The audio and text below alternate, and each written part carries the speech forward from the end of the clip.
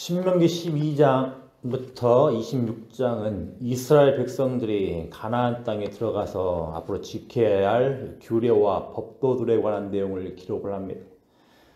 12장에서는 이 중에서도 가장 기본적인 규례와 명령인 예배에 관하여서 말씀을 하고 있습니다. 어제는 주로 예배 장소에 관한 내용들을 살펴봤는데 오늘도 마찬가지로 이 예배 장소에 관련된 것들을 그 일부 유의사항과 권면 등을 다루겠습니다. 한 네 가지 정도로 오늘 본문을 통하여서 우리가 살펴볼 내용들이 있는데, 첫 번째로는 하나님께서는 하나님의 백성의 일상의 삶을 존중하신다는 겁니다. 이스라엘은 자신들의 각 성에서 가축을 잡아 고기를 먹을 수 있었습니다. 정한 자나 부정한 자를 막론하고 먹을 수 있었습니다. 광야 시기에는 모든 짐승을, 모든 가축을 회막 앞에서 잡도록 했습니다. 그렇지만 가나안 땅에 들어가면 가축을 거주지에서 잡을 수 있게 된 겁니다. 만일 이스라엘 백성들이 고기를 먹고 싶은데 중앙 성소까지 와서 고기를 먹게 되는 규례가 있다면 거리에 따라서는 아예 고기를 먹지 못하는 경우가 발생하고 곤란한 일들을 겪을 겁니다. 하지만 우리 하나님은 하나님의 백성의 그 일상의 삶 등을 존중하며 거주지에서 먹을 수 있도록 하신 것입니다. 하나님께서는 예배를 중요시합니다. 특정한 장소, 특정한 방식, 특정한 날의 예배를 중요시합니다. 하지만 일상의 삶이 없이 예배에 관련된 모든 의무에만 치우쳐 살도록 또 하지는 않으신다는 겁니다. 하나님을 바르게 예배하는 자는 모든 일상의 삶을 소홀히 여기지 않습니다. 그리고 1년 12달 예배당에만 붙어 있는 것도 아닙니다. 우리 하나님께서 주시는 일상도 우리가 하나님께 주시는 그 일상을 하나님의 뜻을 따라서 아름답게 영위하는 것이 필요하다 하겠습니다. 하나님께서는 우리의 일상의 삶을 존중을 하십니다. 예배 가운데 우리의 일상을 돌아보면서 문제가 없진 않는지, 하나님의 뜻을 따라서 바르게 영위되고 있는지 살펴볼 필요가 있겠습니다. 하나님을 바르게 예배하고 하나님과의 관계가 바르다면 그 일상의 삶 또한 한쪽으로 치우치지 않고 하나님께서 뜻하신 대로 아름답게 바른 모습으로 영위되고 있을 겁니다.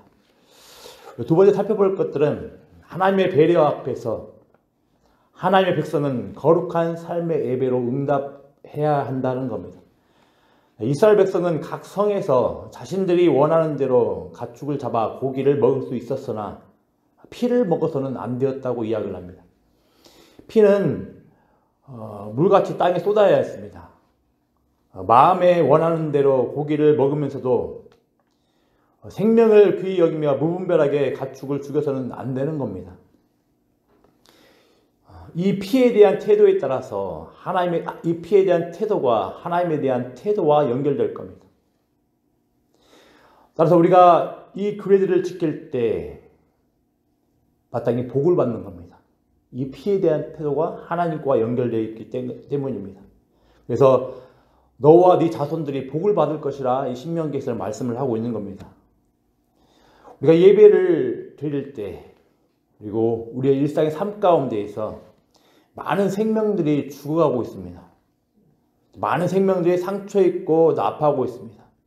심지어는 우리가 예배를 드릴 때 우리의 그릇된 모습으로 인하여서 우리의 그릇된 말과 현실들을 통하여서 하나님의 생명들이 상처 입고 힘들어하는 모습도 있습니다. 그런데 하나님의 백성이랍시고 하나님을 예배하면서도 하나님의 백성이면서 삶 가운데에서 하나님의 뜻을 따라 살아간다고 이야기를 하면서도 하나님의 생명인 사람들이 상처 입고 힘들어하고 죽어나가고 있음에도 불구하고 아무런 마음도 없고 아무런 관심도 없다면 뭔가 문제가 있을 거라 할 겁니다. 우리는 마땅히 하나님을 경외하는 모습을 가지고 살아가야 할 겁니다. 하나님을 경외하는 모습을 살아가지고 간다는 것은 오늘 본문에 따르면 피에 대한 올바른 태도인 겁니다. 바로 생명에 대한 올바른 태도인 겁니다. 바라기는 저와 우리 광주 영광교회가 생명을 귀히 여기며 하나님을 경외하며 살아갈 수 있는 복된 은혜가 있기를 바랍니다. 이로 말미암아서 하나님께서 주시는 그 복들을 받아 누리는 은혜가 있기를 바랍니다. 그리고 우리가 세 번째 살펴볼 수 있는 것은 하나님께서는 동시에 공적인 구별된 예배를 또한 원하신다는 겁니다. 이스라엘 백성들은 11조와 서원 등과 관련된 정해진 예물을 또 정해진 장소에서 드려야 했습니다. 가족의 모든 구성원과 함께 말입니다. 그런데 이런 것들은 하나님의 어떤 통제와 간섭이 아닙니다. 이스라엘 백성을 향한, 하나님의 백성을 향한 통제와 간섭이 아닙니다. 오히려 우리를 보호하시고자 하는 하나님의 은혜라는 것을 기억을 해야 될 겁니다. 공적인 예배 없이 우리에게 주어진 일상만 중요시 여기고 살면 우리는 방종의 길, 무책임의 길로 갈 수밖에 없을 겁니다. 이런 공적인 예배를 통하여서 우리는 하나님의 은혜 안에 살아가고 있음을 확인하며 늘 겸손하게 살아가는 겁니다.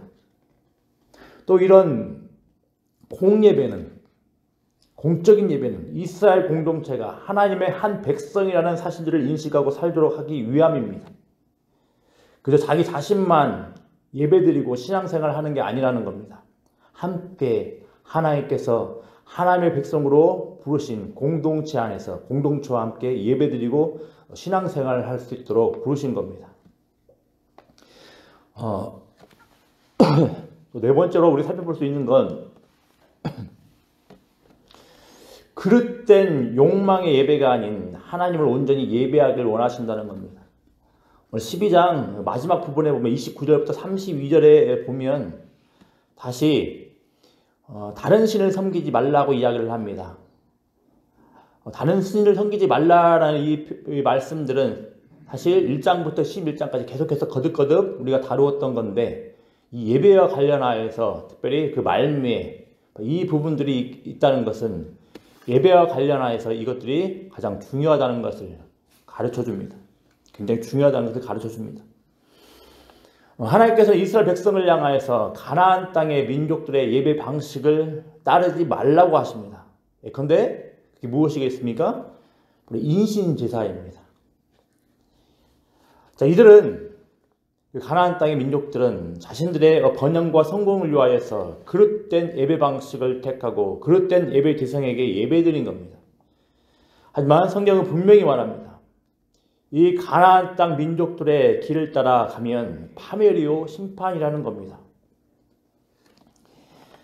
예배에는 그리고 우리가 드리는 예배 방식, 모든 예배에 대한 우리의 태도, 이 모든 것들에는 하나님을 향한 우리의 생각들과 가치관들이 잘 표현되어 있습니다. 그래서 우리의 예배 방식, 우리의 예배의 태도를 늘 돌이켜 봐야 되겠습니다.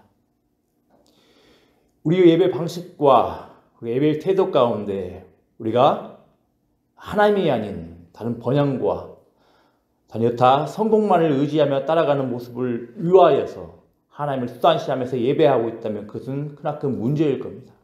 오늘 말씀에 나온 가나안 민족들의 예배 방식과 별반 다를 게 없을 겁니다. 오늘 본문은 분명히 이야기를 합니다. 너는 스스로 삼가 내 앞에서 멸망한 그들의 자취를 밟아 올무에 걸리지 말라. 이렇게 말씀을 하십니다. 우리가 늘 돌아봐야 되겠습니다.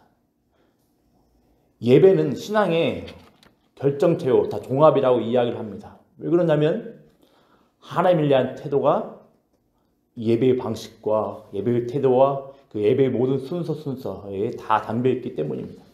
늘 예배를 돌아보면서 우리의 마음이 어디로 향하고 있는지 늘 돌아보며 점검하는 복된 은혜가 있길 바랍니다.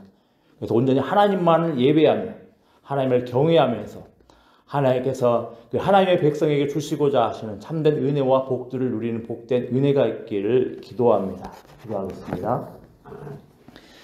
아버지 하나님, 우리의 예배의 방식과 우리의 예배의 태도를 돌아볼 수 있도록 은혜 더하여 주시길 소망합니다. 하나님, 하나님을 예배해야 한다고 하면서도 예배를 수단 삼아 우리의 그릇된 욕망을 따라가고 있지는 않는지 돌아볼 수 있도록 은혜 더하여 주시기를 소망합니다. 아버지 하나님, 우리가 예배를 수단시하지 않도록 주님께서 붙들어 주시기를 소망합니다. 아버지 하나님, 우리가 예배를 통하여서 온전히 우리의 높임 받으시를 하나님만을 바라보게 하시고 하나님만을 경외하며 살아갈 수 있는 복된 우리 광주 영광교회 될 수 있도록 은혜 더하여 주시길 소망합니다. 아버지 하나님, 자기 자신의 그릇된 욕망을 위하여서 다른 신을 섬기며 따라가다 멸망의 길로 향하였던 자들의 발자취를 따라가지 않게 하시고 온전히 하나님만을 예배하는 그 방식대로 따라가며 하나님께서 주시고자 하시는 은혜와 평강을 누릴 수 있도록 은혜 더하여 주시길 소망합니다. 아버지는 간절히 원하고 바랍니다. 우리 아버지 하나님께서 예배를 드릴 때, 특별히 공예배를 드릴 때 하나님의 백성 모든 공동체가 함께 드리도록 아버지께서 말씀을 하셨습니다. 아버지 하나님, 이 말씀을 따라서 우리가 한마음 한뜻 되어서 예배 드릴 수 있도록 은혜 더하여 주시길 소망합니다. 특별히 아버지 하나님, 간절히 원하고 바라옵기는 우리가 예배 드리면서 혹이라도 우리들 주변에 또 우리 공동체 안에 상처 있고 힘들어하는 자들 있다면 하나님께서 우리를 공동체로 부르시고 함께 예배드리도록 명하셨다는 그 사실들을 기억을 하면서 기꺼이 우리들 마음이 그들을 돌아볼 수 있도록 은혜 더하여 주시기를 소망합니다. 특별히 아버지 하나님, 간절히 원하고 바라옵기는 우리가 하나님으로부터 비롯된 생명을 가리키는 피와 연관된 그 규례들을 돌아볼 수 있도록 은혜 더하여 주시기를 소망합니다. 생명을 존중히 여길 수 있도록 은혜 더하여 주시기를 소망합니다. 생명의 근원 되신 아버지 하나님을 귀히 여길 수 있도록 은혜를 다하여 주시기를 소망합니다. 생명의 근원 되신 아버지 하나님께서 하나님의 형상으로 생명을 창조하셨습니다. 아버지 하나님, 그 생명들에 대한 올바른 태도를 가지고 살아갈 수 있도록 은혜를 다하여 주시기를 소망합니다. 이 생명에 대한 올바른 태도를 가지고 하나님께 예배 드릴 때 하나님께서 우리와 우리 자손에게 약속하신 복들을 허락하여 주시옵소서. 아버지 하나님, 감사를 드리고 예수님의 이름으로 기도드리옵나이다. 아멘. 하늘에 계신 우리 아버지